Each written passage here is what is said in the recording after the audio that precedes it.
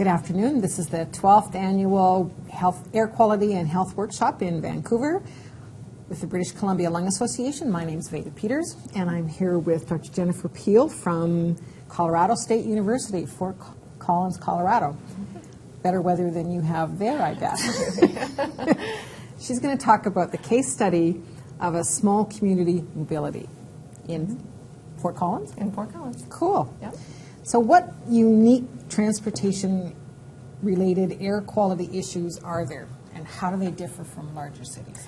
Yeah, I think there are a couple of aspects of this. One of the things is that there may not be as much infrastructure built into the smaller communities as there are in some of the larger communities.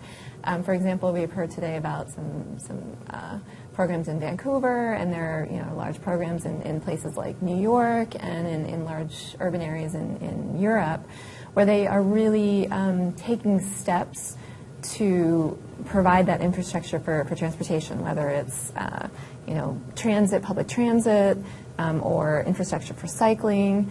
In smaller communities, you may or may not have that. Fort Collins is a little unique in that they actually are pretty progressive in terms of providing that for cycling. So when it comes down to it, though, there are these similar questions about, especially for things like cycling and walking, how does the air pollution differ for these various modes of transport? Some of those questions might be similar across small communities and large communities, but there might be some unique aspects. Small communities may have lower levels of background air pollution, so that what we're seeing on the roadways during transit might actually be a larger proportion of their overall air pollution exposures compared to some of these larger cities. Would you sometimes in a smaller community then see more of an impact from industrial pollution rather than traffic related? So I think theoretically you can, but many of these small communities really, traffic is still the number one source of air pollution, but the overall levels are lower.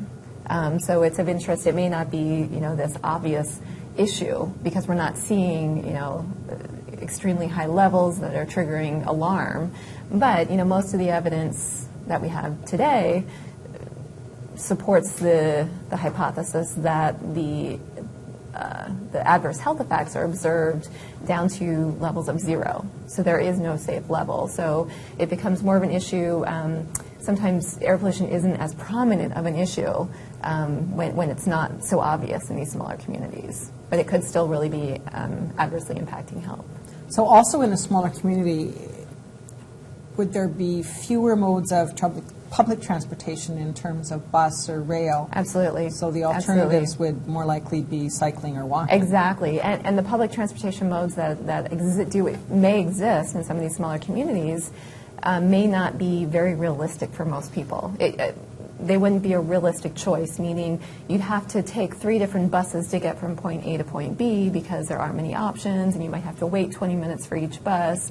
And so these really aren't realistic choices that people would actually make, especially when it's not driven by economics. If they really have this choice, they could easily drive. Parking is often very cheap in these smaller communities. It's not an issue of like parking downtown. So typically there aren't some of these other motivating factors. So cycling and walking would be the prominent alternatives, and there really aren't any other modes of public transportation available. And are there health implications to those differing exposures to air pollution?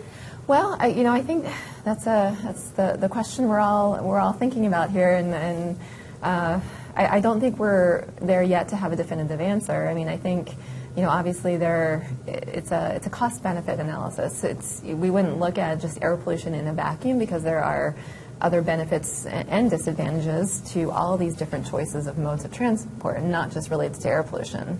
Just the exercise-related benefits, the physiologic benefits for chronic disease. We are seeing, at least in our study, for some pollutants like carbon monoxide, people in cars get the higher levels of exposure. Whereas for other pollutants, like black carbon or particle number or ultrafine particles, we actually see higher levels for the cyclists than for the drivers. This hasn't been consistent in all studies that have looked at this question. We tried to do a realistic scenario, saying that if a commuter wants to get from their house to their place of work, what are the possible alternative routes, and make it a very realistic scenario for them to get from point A to point B, and can we mitigate their exposure if they getting from point A to point B just by changing their routes. And we saw that in some cases you can do this, and in some cases the longer duration of these alternative routes, if you have to wind around to avoid traffic, you're out in traffic for a longer duration of time, so that the net benefit is really not that much given the longer duration that you're out in traffic. So I'm hearing that even though the community is small, the number of cars is small, you still have the same air quality issues, and the challenge then is getting people to see that there are alternative modes that they can consider. Yeah. And the question is, is there anything that we can do in terms of infrastructure, in terms of the built environment, that could actually help make these choices clearer, or help motivate people to make these choices? Providing information. Our goal is to provide information. Is this possible to mitigate exposure by changing your route? But the next more difficult issue probably is, how do you actually change behavior? If you're late and you have to get to work in 10 minutes and you have a meeting and your boss is waiting for you, are you actually going to take an alternative route? Given the choices. So nowhere is 100% safe. We spend a lot of money to come to this basic conclusion. Thank you very much. Sure. It's a pleasure to talk with you. Sure. Thank you.